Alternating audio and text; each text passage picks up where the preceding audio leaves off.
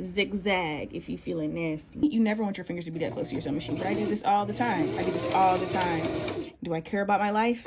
You know, the questions we ask ourselves. I literally just broke my needle because it hit the metal part of the thing. I haven't broken a needle in like 6 months. That really irritated my soul just now. This was supposed to make me not feel irritated no more. What is this not? What is this not? A tutorial? Talk to a trusted adult. Hello?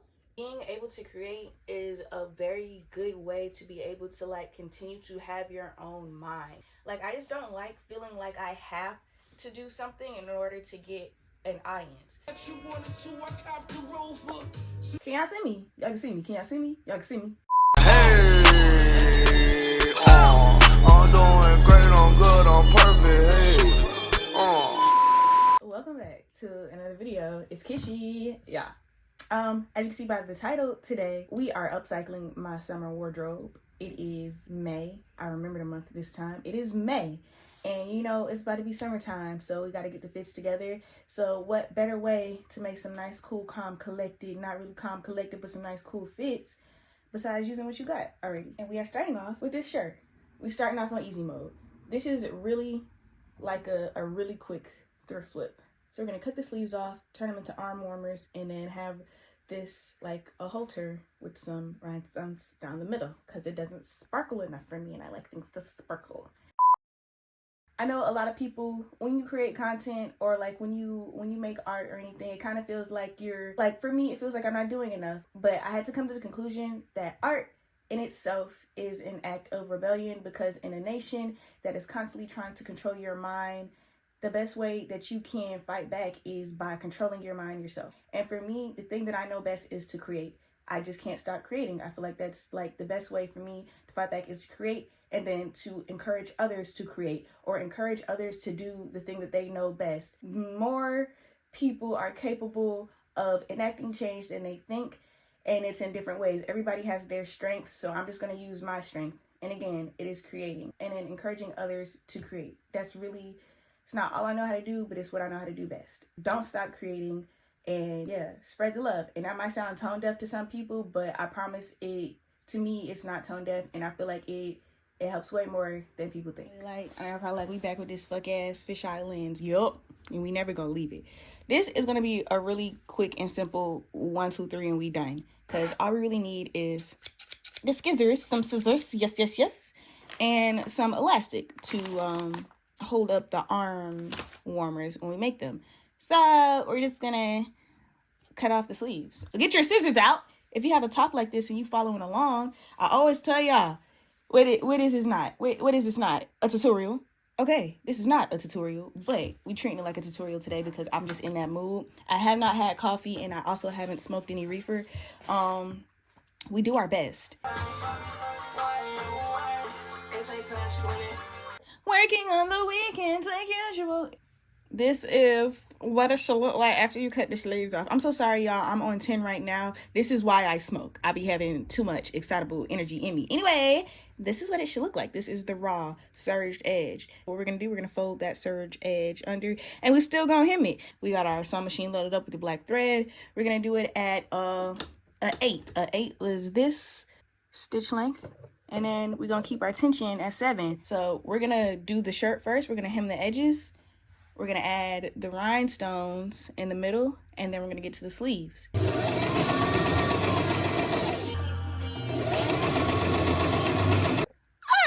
Okay, now that we have the armholes hemmed, we got these are glass rhinestones. Now, I learned the hard way the difference between glass rhinestones and resin rhinestones. And the difference is you can hot fix these. You cannot hot fix these. They will melt in your tool. And if you know what I'm talking about, hot fixing is using like a bedazzler, a hot tool. So, ooh, okay. That's how we feel. We aren't using a hot fix tool because I don't feel like getting it out and plugging it up and waiting for it to heat up. But we are using the glass rhinestones because I genuinely think they just look better. They shine better in the light. I wish they were bigger. They come in different sizes. These are the sizes that I have.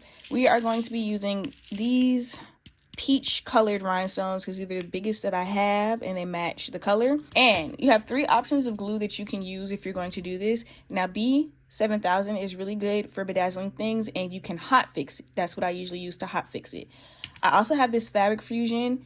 It works for the most part. There has been instances where this hasn't worked for me, but it usually doesn't work on heavier materials, and sometimes I work with heavy materials on my projects.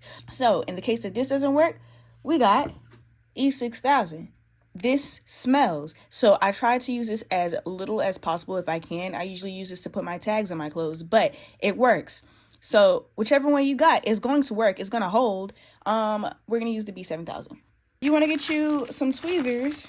Can't find mine, so we're going to raw dog this. Got our 4 rhinestones out, and we're about to glue it down. We got to glue it down. Okay, I like to take a dot of the glue and put it on the spot that I'm putting the rhinestone. You could also put it on the back of the rhinestone. Either way works, but this just is easier to me because it's already hard enough to hold these tiny rhinestones without the tweezers because I can't find them and I'm not looking for them. Anyway, we might switch to the Fabric Fusion because squeezing this B7000 out is going to get on my nerves. And there we go. 1 rhinestone down, and we'll come back when all rhinestones are glued down. And now we have some glued on rhinestones. I should have used the resin ones because y'all can barely see where I even put these, but I promise they're there.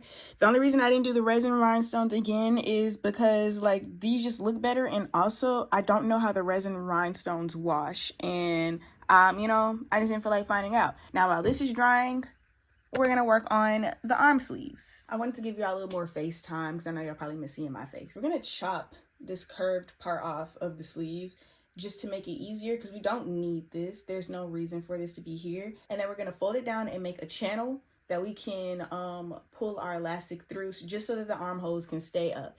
I almost took the lazy rod out and just cut it off, and I was like, that's gonna be it. But it's really not that hard to make the channels. Y'all wanna see me do it?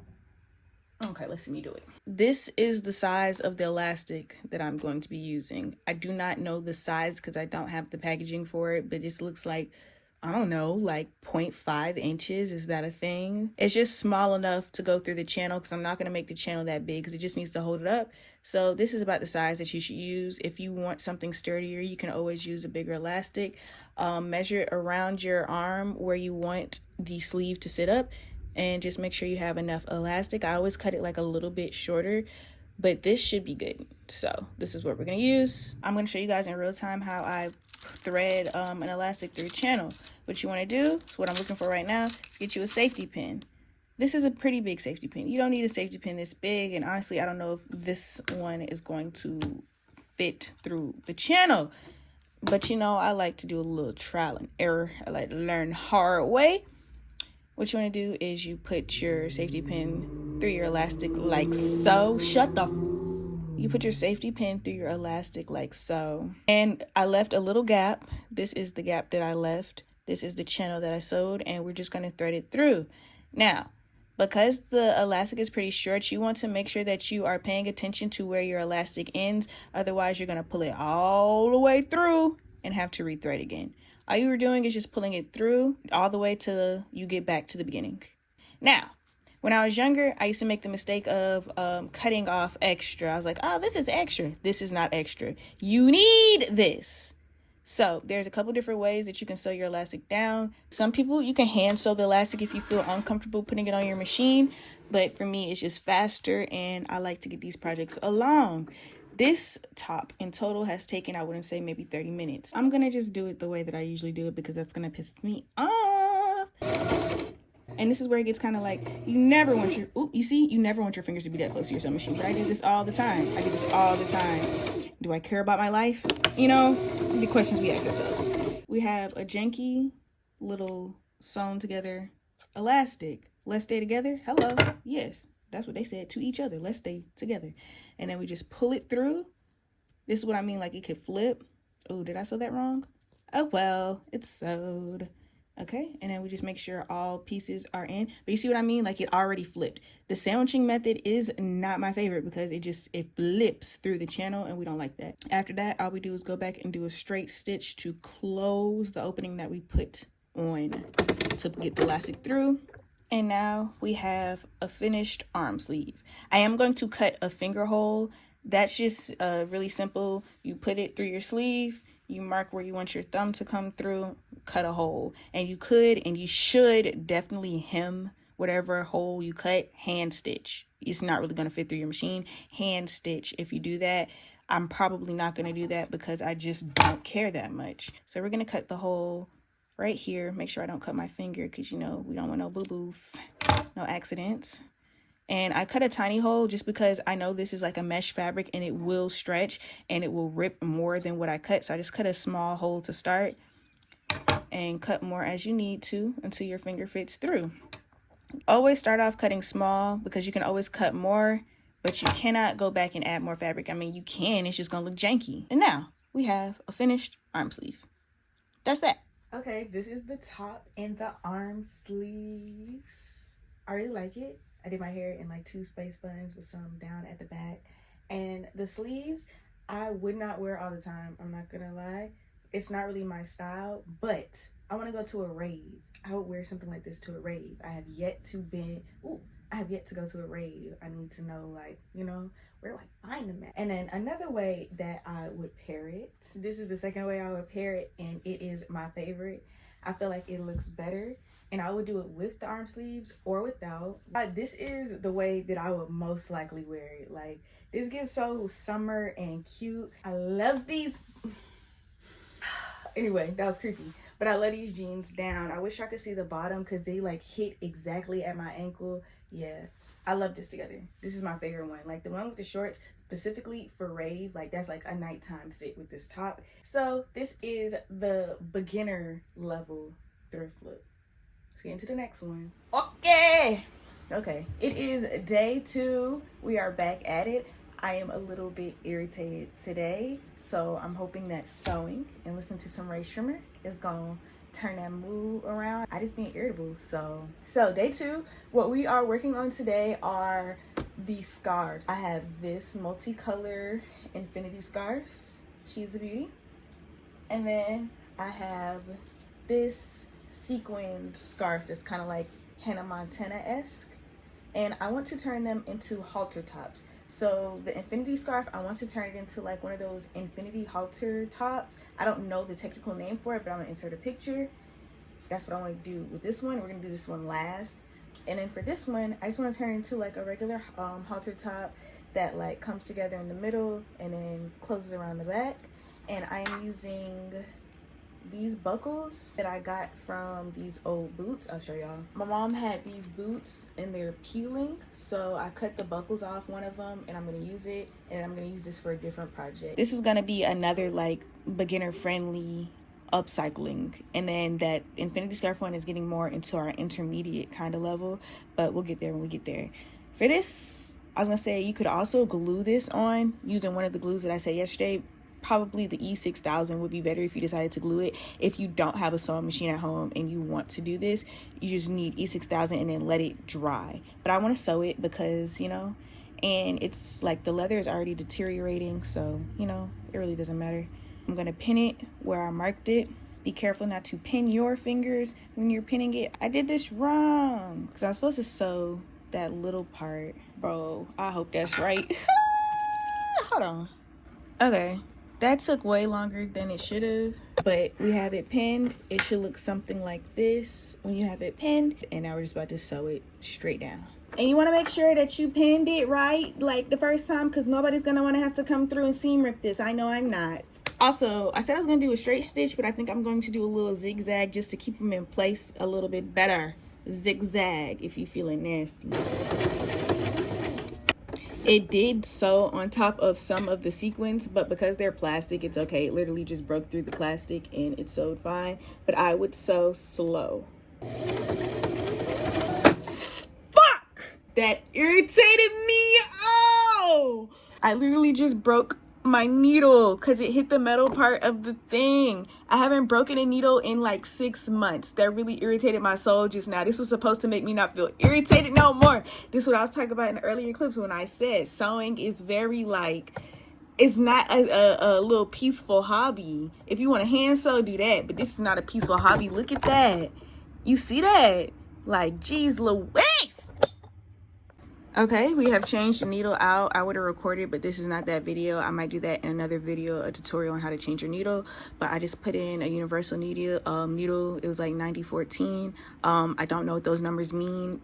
and I usually use a quilting needle for all of my projects. I know I shouldn't, but it's just so sharp, and it's done me good. They last longer. When I use the universal, they break a little bit easier. Like I said, that needle was in there for 6 months before it broke. And I've been sewing stuff. So we finished sewing the buckle on the front. Ain't she a beaut? Hello. For the back, what I'm thinking is I want to add this piece of elastic, and at first I was gonna have this side sewn onto one of the ends, and so I can unbuckle it like that, but I think I'm gonna sew both ends to the elastic and then cut the elastic down the middle and sew that onto both sides. If you're following me, just have it like that. That way the buckle is exactly at the back of my back. Anyway, we're just gonna zigzag stitch these down. Hopefully it's a better process this time. Once you stitch these down, make sure you measure it from where the top ends on your sides to around your back so that you cut the elastic to the right length. Just cut a little bit more than you think you'll need. That way you have an extra amount just in case you cut it too short. I don't know what planet I'm on. Okay, so I sewed the back and the front, but it's too flat like this for me, and it doesn't look like, you know, it doesn't have any dimension to it, and it just looks like a flat vest. So I am going to like sew on top and cinch in both of the sides, bunch it in a little bit. That way it looks a bit more festive on, and then you'll see how I style it. Okay. This is upcycle number 2. I don't like how this looks on me.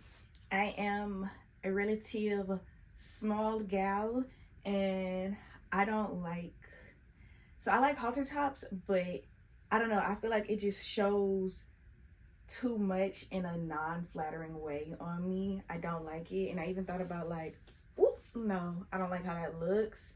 And then, you know, I need somebody else to buckle at the back. I'd have to add another hole so that it could stay up how I want it to stay up. Yeah, I just feel uncomfortable in this. I paired this with the BB jeans because I thought it would look cute, and it does, just not on me. Like, I think this would look nice on somebody else. I think this would eat on somebody else. So I'm gonna post this on my Depop. Remember, it does have, you know, the little messed up parts right there. So probably gonna post this for like $12 and open to offers, whatever you want to offer. So yeah, but this is another beginner level upcycle. So yeah, next on the docket, we're going to the next one. Okay, so for this one, what we're doing is a little bit different. We are going to line up our infinity scarf. I started where the seam is. I put the seam of the infinity scarf around the back of my neck because we're going to cut that down the middle. And what I do is I pull the scarf up to where I want the drop to be. So my belly button is right here, and I want the drop to be a little bit like this. That's where I want my drop. And so then what we do is we're creating a channel to pull string through so that the top, it'll connect both sides, and then it'll bunch in. And then we're going to sew a straight line across. And then after that, what we're going to do is we're going to sew both of those sides together, cut off the extra, and that's what we're going to be using to make the strings to go through the channel. Y'all got it?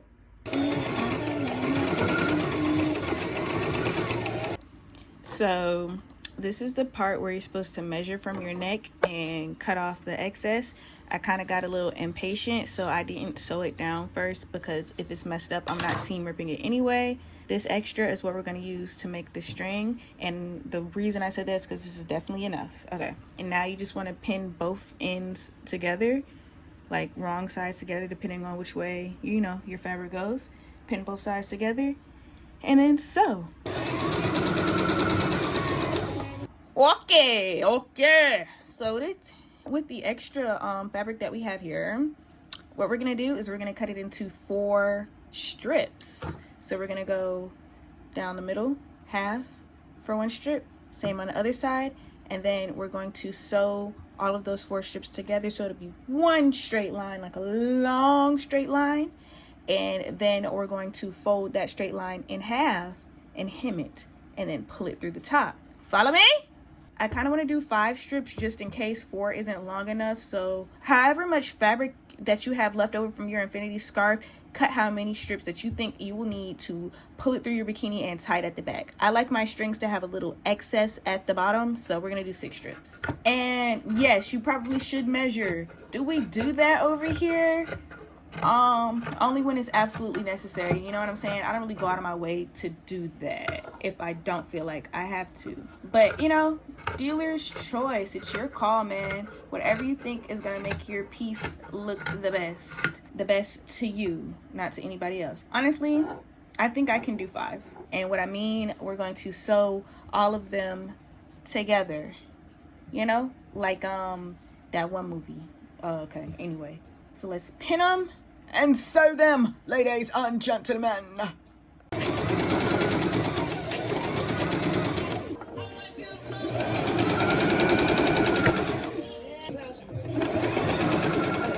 Do y'all remember? I don't know if y'all remember because it was so long ago. I was talking all that mess about I'm not gonna seam rip or anything. Yeah, I had to seam rip. Your girl had to seam rip. So I did not sew the line straight for the channel, so it was just making the bottom part, it didn't look right. I didn't record it just because I was ashamed. So I just seam ripped it. It took me a little minute. So we had to go back to the drawing board, and I decided that I'm going to use this ribbon to create the channels on the opposite side of the top, the top. And this is not to say the way that I told y'all earlier, it is not to say that way, the earlier way will not work. Just make sure your lines are straight. Otherwise, the little drop is not gonna drop. If you have a piece of scrap fabric that's like wide enough that you could sew onto the back and just like sew both sides horizontally and still have a channel to put your string through, that will work. And also I marked off where I want the top part of the halter to cinch in, and we're gonna bead that. We're gonna bead it, and it's gonna look nice. Follow me. I'm sure y'all got y'all doubts now, but you know, trial and error. What did I tell y'all? It's not a tutorial. Hello? Okay. Your channel should look something like this when you have it pinned. Hello. Yes, and I'm going to use a long straight stitch when I sew it, so something that is like pretty long and easy to seam rip if I mess it up again. Do I want to seam rip again? No, this was hell to seam rip. Like, I broke a couple threads on this scarf. We'll see how long she holds up. But and you just sew the top and the bottom. Don't sew the ends closed because again, you have to thread your string through, and that's going to be the channels for your halter top. Let's hope this works.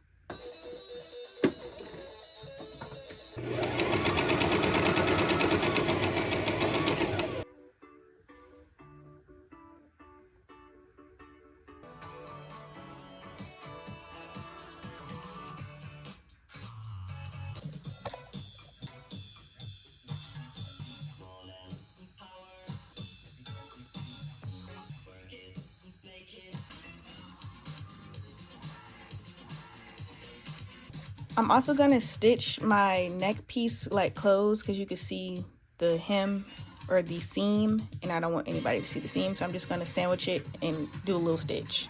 Cut off your excess, and you don't have to burn it all the way down to a nub. I just like fire, so I was gonna let that happen anyway.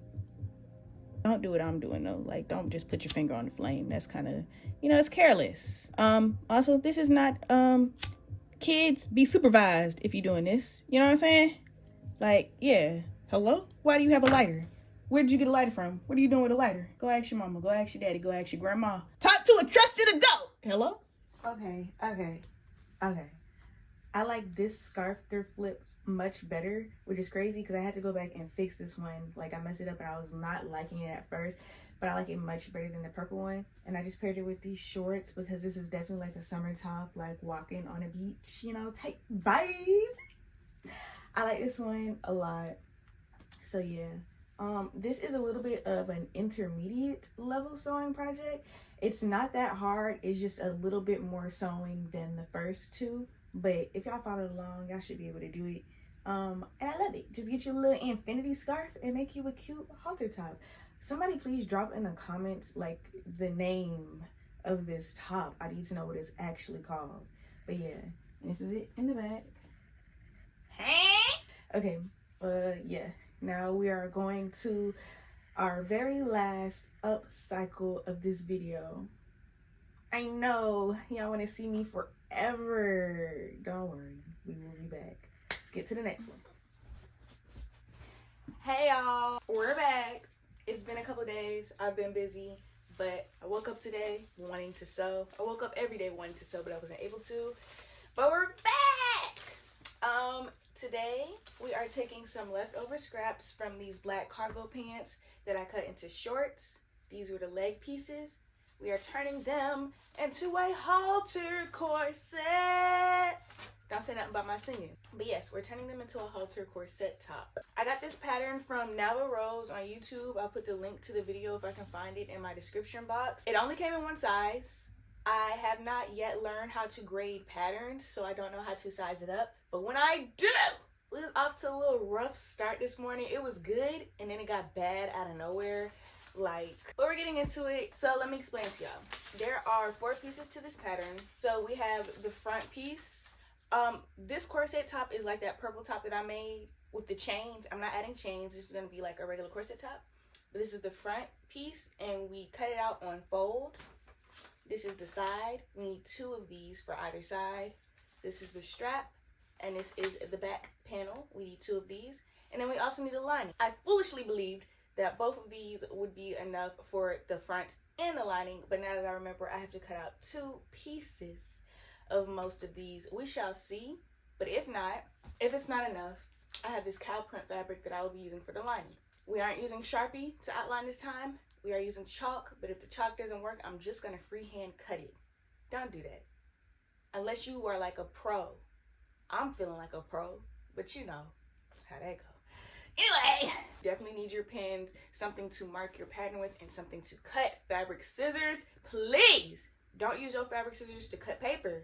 That is not protocol. You're just gonna dole your scissors out and gonna have to keep buying more and more and more. We're gonna cut the center front first, and because this already has a seam, I'm trying to kind of like fold it on that seam. Ooh, the seam shan't be in the middle.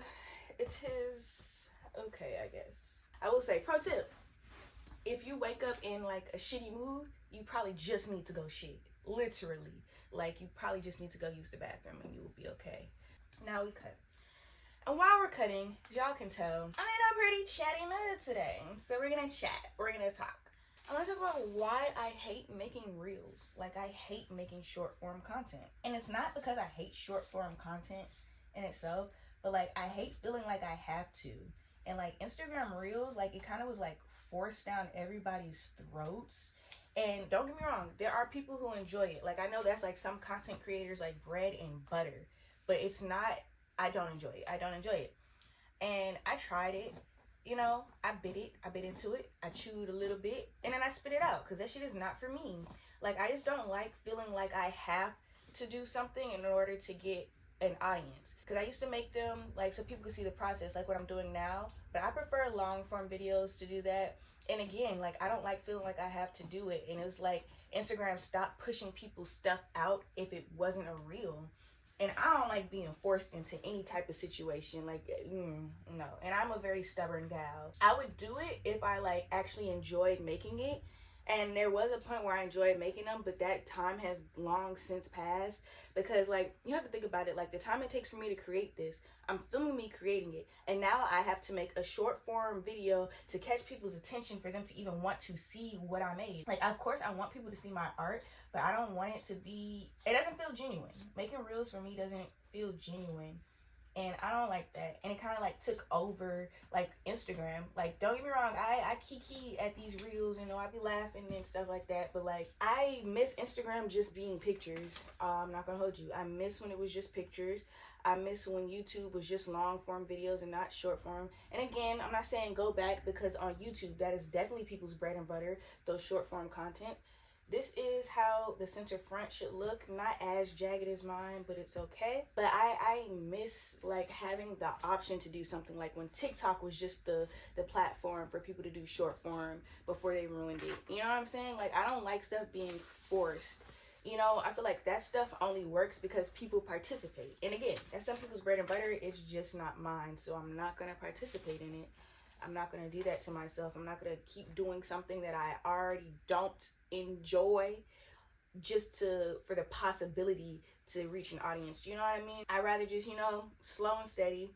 Whoever sees it, like I always say, like whoever sees it is going to see it, and whoever isn't, they're going to see it eventually. So I'm just not going to rush it anymore because I don't enjoy that shit. That shit is just so like ass. Like it feels like I'm forcing, like, hey, here's an idea on a reel so people can see my shit. Like it's just like, you could see on my Instagram the evolution of when I was enjoying making them to when I'm just like, fuck this shit. Like, I'm not going to use that as a form of promotion. If you follow my Instagram, it's just pictures of my pieces, which I prefer. And I keep debating whether or not I'm going to take my reels that already exist down or just leave them up because I already made them. Because people keep liking them. Like, I have one reel that does very well, but it's not even like, it was for a personal piece. And that's how my reels started popping off. Like how I do on my shorts. Like sometimes I'll post like me upcycling a piece and the process of that. Those are the reels that pop off, not even the ones of the pieces that I sell. And with shorts, I don't mind making like YouTube shorts every now and again because I do still enjoy those,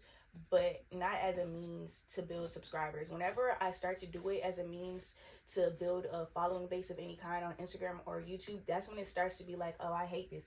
Because like whenever I'm doing something that I don't genuinely enjoy, it's just like, why am I continuing to do this? I'm the type of person, I like to do things like if it's fun, if I'm enjoying it. But once I'm doing it because it's like, well, this is how you build your clientele. This is like, it feels like a job. And yes, this is like, how I get some of my income. I don't want it to feel like a job. I actually enjoy sewing. So the moment I make it feel unenjoyable, then I'm not going to want to do it. And I'm going to feel like, oh, I have to go do this now. And I don't want to feel like I have to do anything.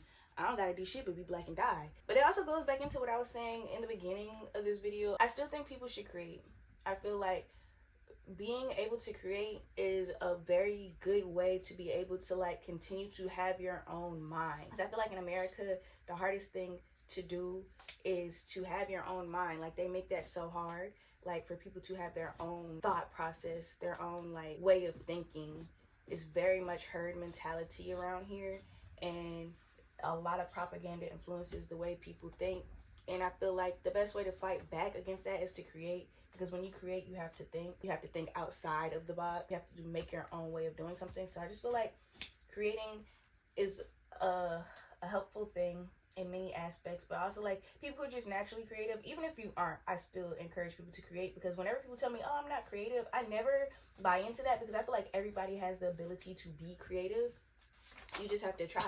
Like it's just like thinking differently, making something new, That's why I push creating so much. But it's also, even if you don't create, like I said, do what you feel like you can do that's going to make a difference. Like if you're an organizer, organize. Bring your people together. Like create events. Make people feel like they can make a change. Help people make a change. Like, you know what I'm saying? If you're an entertainer, entertain. Like not to distract the public, but to like, I feel like encourage the public. Keep morale high, All of those things. I might just be talking out my ass. I don't think I am, but like I really do believe that is a very important thing to keep doing, is to never stop creating as much as you can. That's how a lot of things in the world evolved in the first place. Somebody had an idea and they acted on it and they made a change. And with anything creating and something new, people are always going to be like, oh, that's weird, until it's not. So don't really think about what other people think when it comes to creating. Just do what you want to do. As long as it's like nothing that's going to hurt anybody, something that can help. I didn't mean to preach to y'all, but this is the pattern cutout. Top stitch.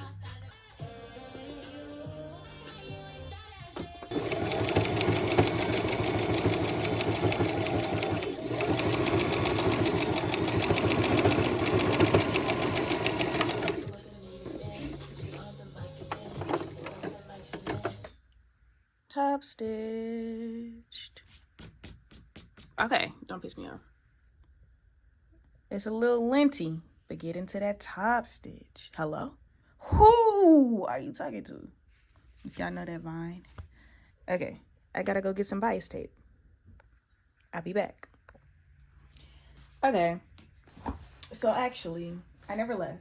Can y'all see me? I hope y'all can see me. I don't even feel like getting up a check. I never left to go to the store because I was like, I could just use the scraps that I have to make bias tape for the bottom. So that's what I did. I didn't show myself cutting it because I did it so janky, but I'm about to sew these pieces together and use that as the bias tape. And I learned that when you're making bias tape, you're supposed to sew it like diagonally. So I'm going to try that. I've never done that. I always sew it like that. So hopefully it comes out better if I sew it diagonally. I think that's how I'm supposed to do it. So yes. And then I'm just going to use ribbon to tie it up in the back. Luckily, I had black ribbon. That was my whole dilemma. I did not have any black like bias tape, but I can't remember when I bought this, but past Kristen looked out for future Kristen. So we in the business. We in the business. Let's get sewing. Hello?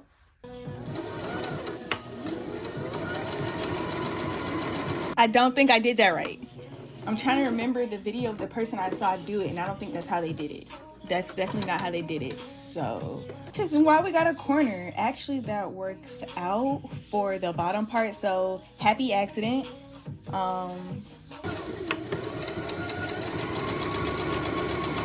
Okay, let's see if this is long enough. Okay, we have enough pieces. Oh, Kristen, of course you sewed it backwards. Of course you did. It's okay.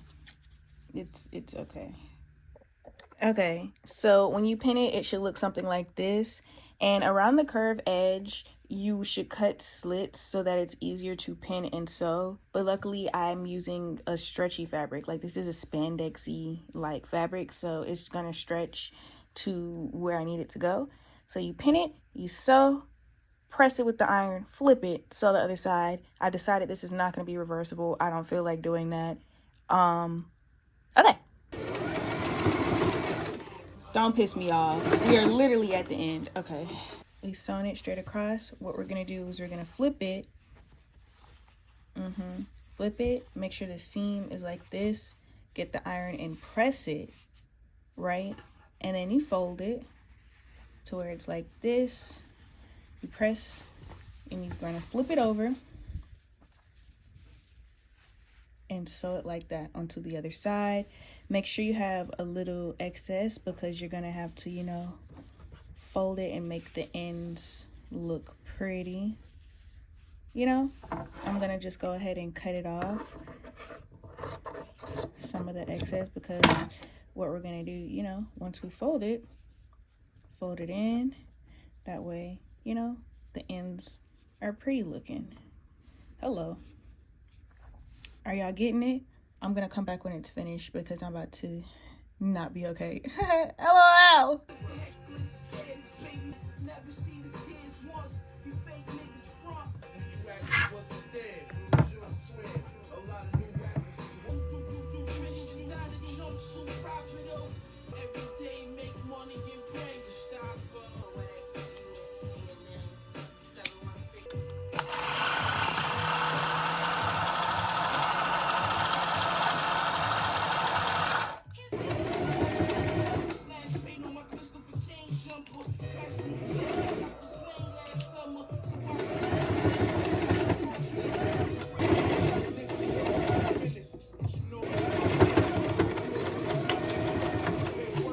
Okay.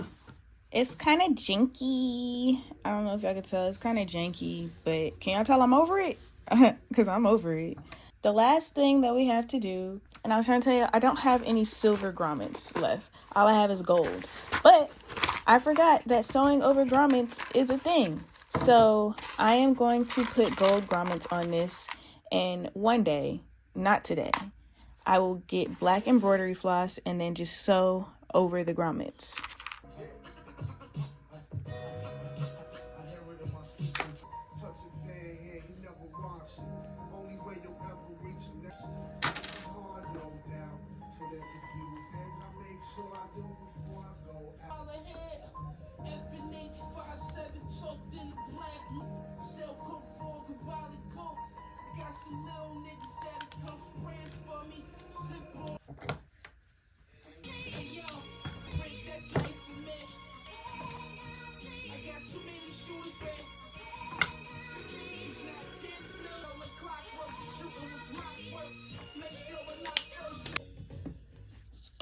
Yeah,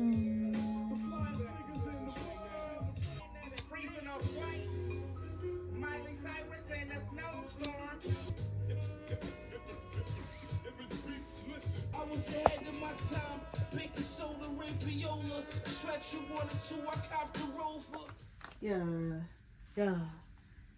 This is definitely my favorite upcycle of this video. Cause wait, hello? What are we talking about? Okay. But yes, so the halter top came out good. I decided not to do it reversible just because I didn't feel like doing that. I did not do the embroidery floss around the grommets yet, but knowing me, that's probably not gonna happen for another 7 months. So it's looking good already. The ribbon looks cute. It's really, really cute. And I did not close the halter at the back. I just tied it because I think that's okay. And it leaves room to adjust, you know? Once I get that Ruby Rose push-up bra, then I could lower it. But right now, you know what I'm saying? But these are the shorts that I cut from the cargo pants. I think I have a video of me doing it, but it's really simple. All you gotta do is cut them, hem them. And for these, they were still a little baggy, so I had to do a little 1-2 on the side, but it's cute. I think this is a cute little set for summer. You know what I'm saying? You know?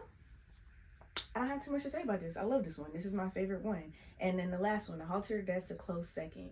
I don't remember the first one. Oh, I like the first one. You know, tell me your favorite ones in the comment and which ones you're gonna try. I hope y'all try the infinity scarf one because I feel like that one is a really easy, like quick one. And if you're learning how to sew, I feel like that's a good one to test how much like you've learned so far. I think y'all definitely need to try that one. But yeah, drop suggestions below. I'm going to link the video for the pattern for this top. Again, she only had one size, so if you know how to size up, you know, again, I'm still learning how to grade patterns. I haven't gotten there yet, so eventually. But yeah, comment Black Cat if you made it this far in the video. Please like, comment, and subscribe. Thank y'all for watching. Bye. I feel like